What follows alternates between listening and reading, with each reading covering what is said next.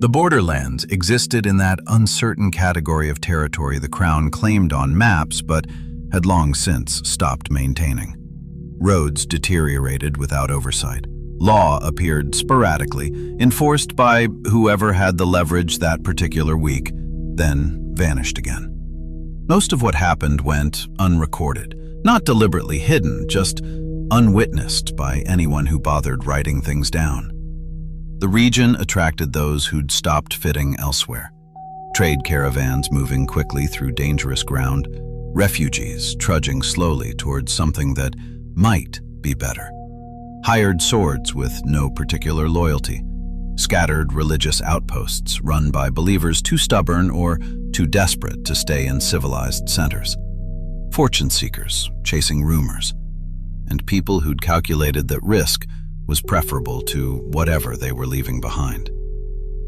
The keep represented the last fixed presence of the realms in the region.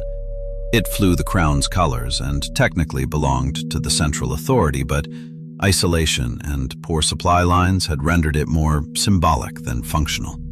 It didn't govern. It endured.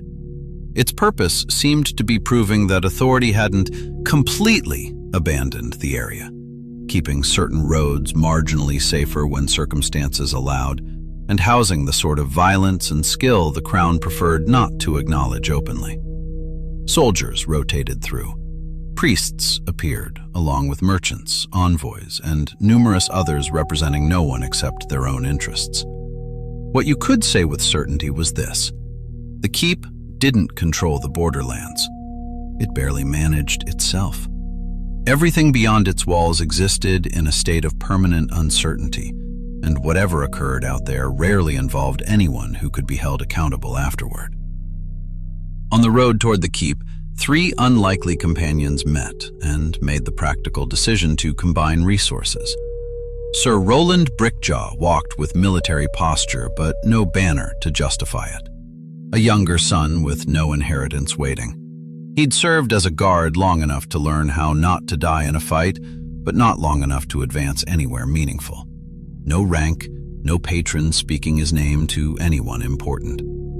He'd heard that in the Borderlands, strength still mattered on its own terms. That seemed like sufficient reason to go. Penny Half-Truth had grown up in crossroads places where people passed through without staying. Inns, markets, makeshift camps at dusk. She'd learned to read faces more accurately than maps, moods more reliably than posted schedules. She survived by trading words, singing for coins when audiences were receptive, and taking whatever careless hands left unguarded. Then she moved on before questions formed. She was looking for a group where loyalty meant shelter and constant motion meant relative safety.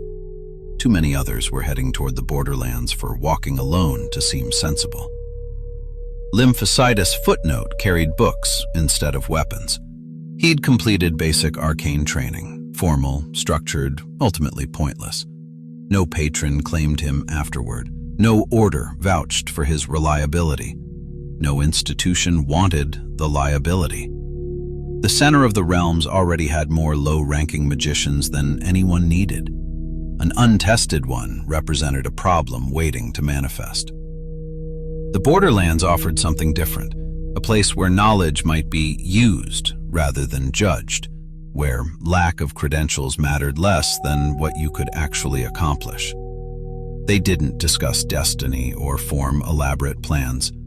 They shared a road, then a fire, then arrived at the understanding that entering the Borderlands alone was stupid if you had alternatives.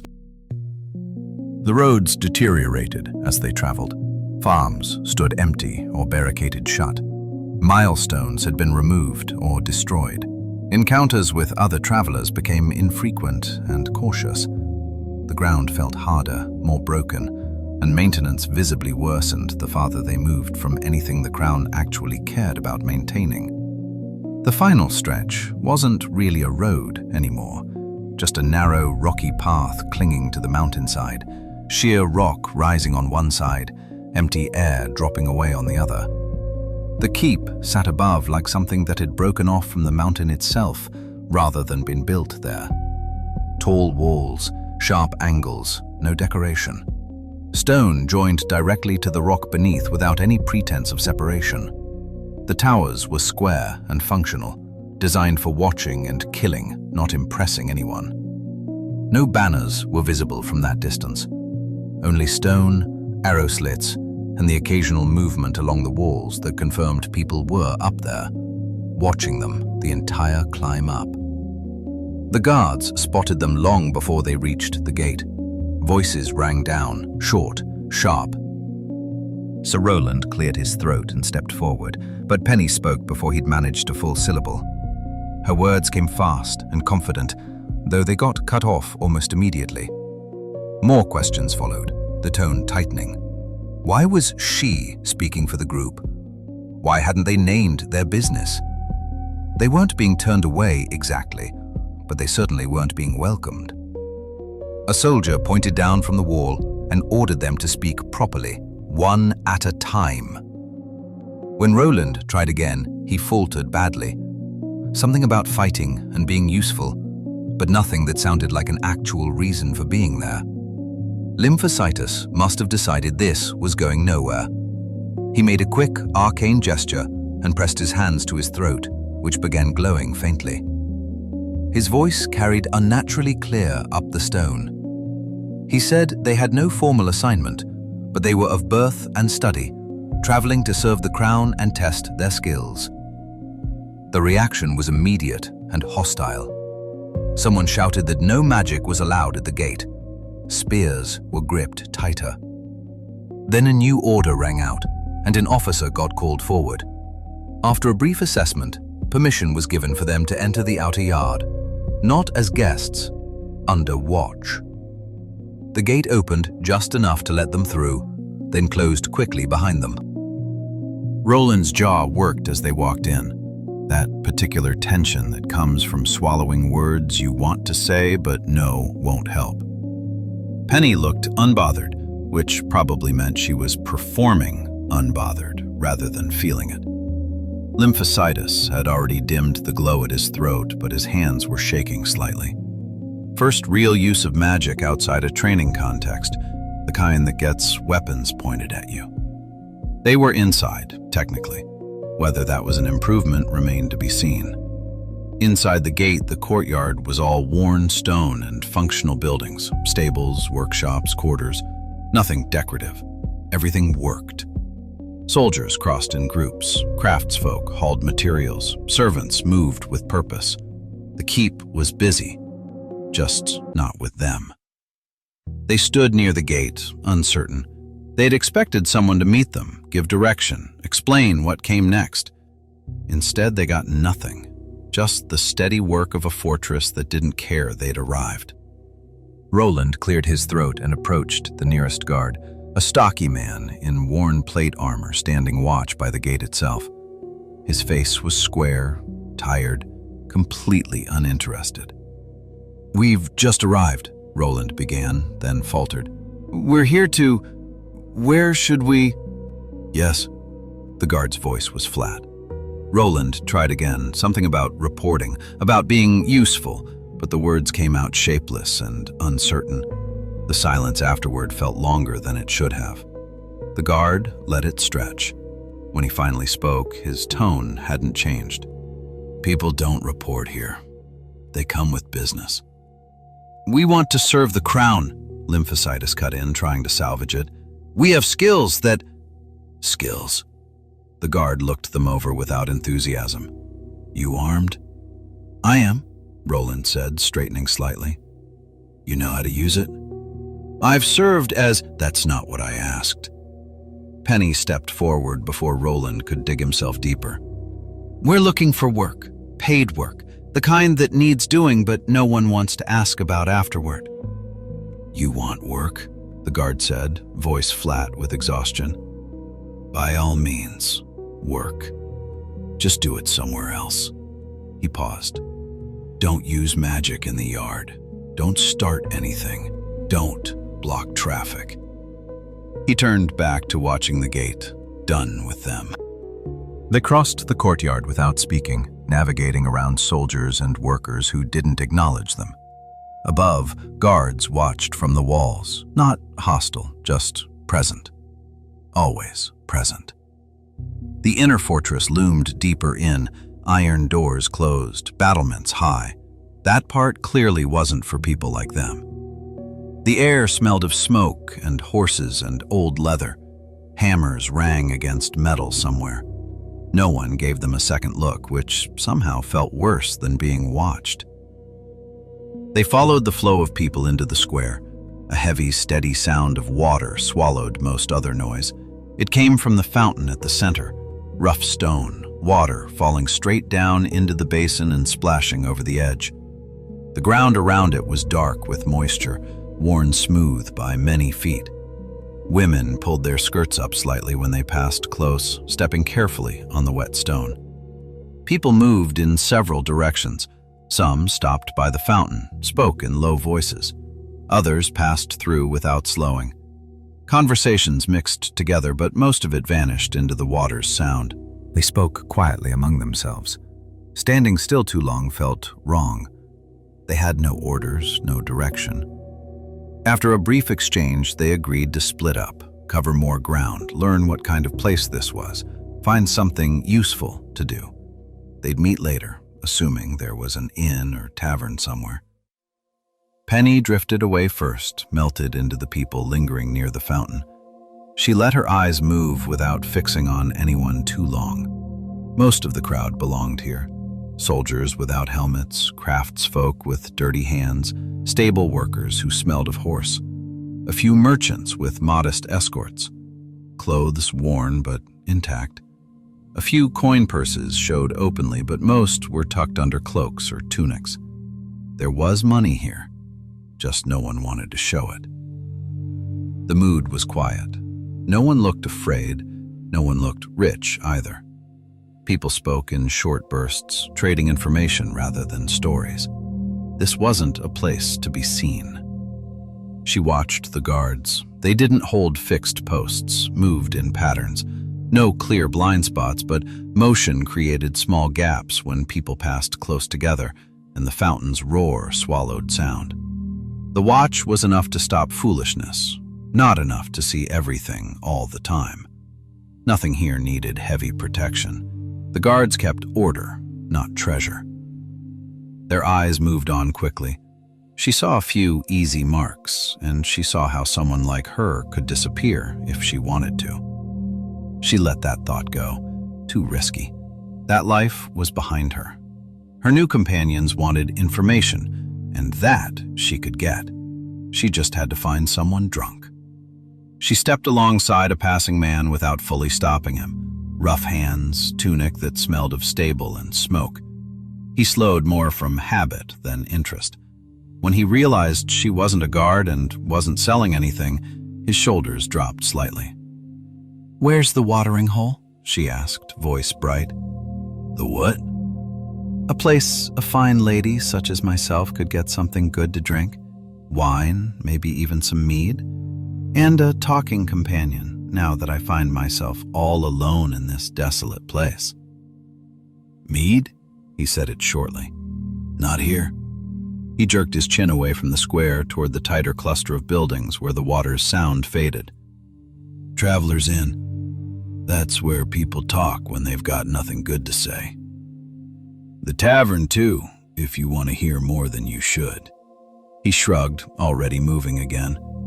"Nothing ever has anything good to say here anyway. Weather, orders, who's late to their post, nothing worth keeping." Then he was gone, swallowed back into the crowd. She stood there a moment longer, letting the fountain's noise wash over her. The tavern, then. People with nothing good to say usually had plenty to say regardless, and that was what she needed. Information came easier from loose tongues than careful ones. The noise grew louder as she approached, shouting, laughter, the sound beer makes when it's been flowing for hours. She pushed through the half-open door and heat hit her immediately, thick with fried food and bodies that had been sitting too long in one place. The room was quite big, which meant more potential listeners and more potential problems. Long tables packed with people who'd stopped caring about personal space.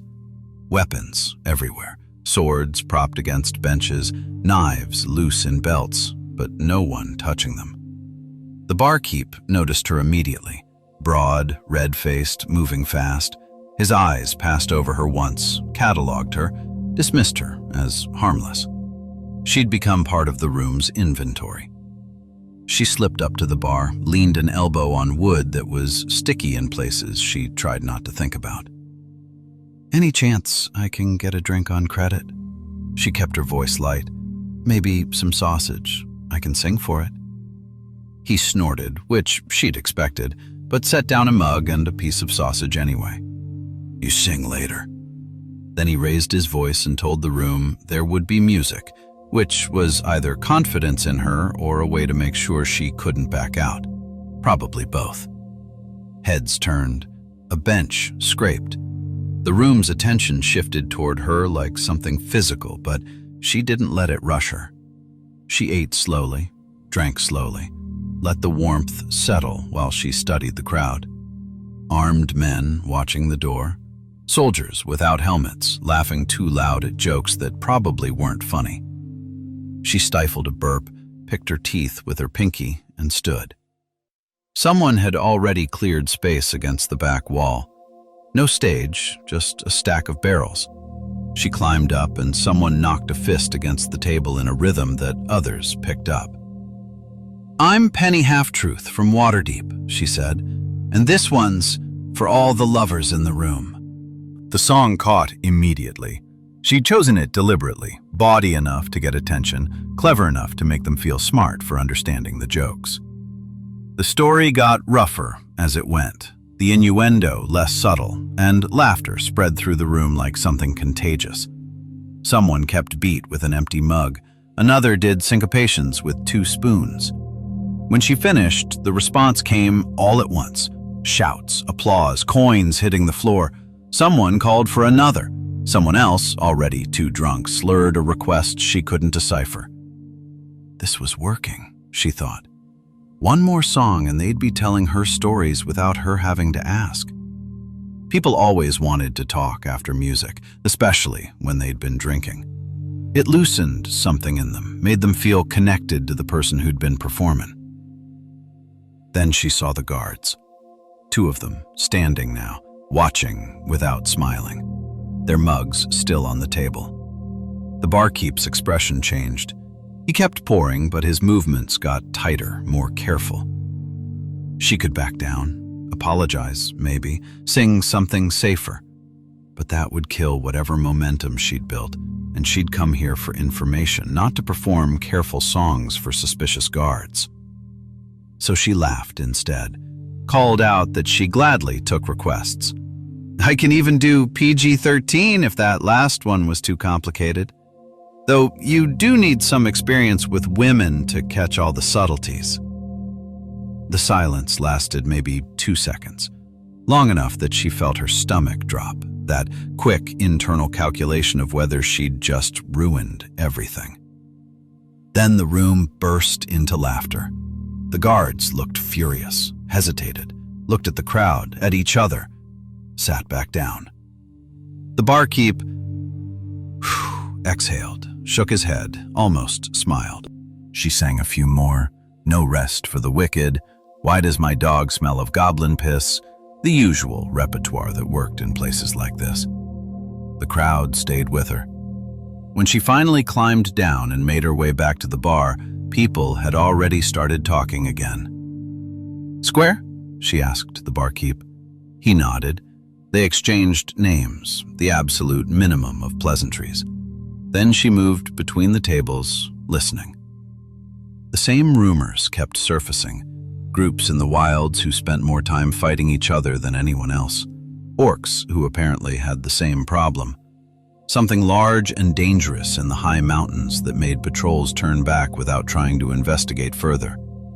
Old places people avoided regardless of what they believed about curses or gods or simple bad luck.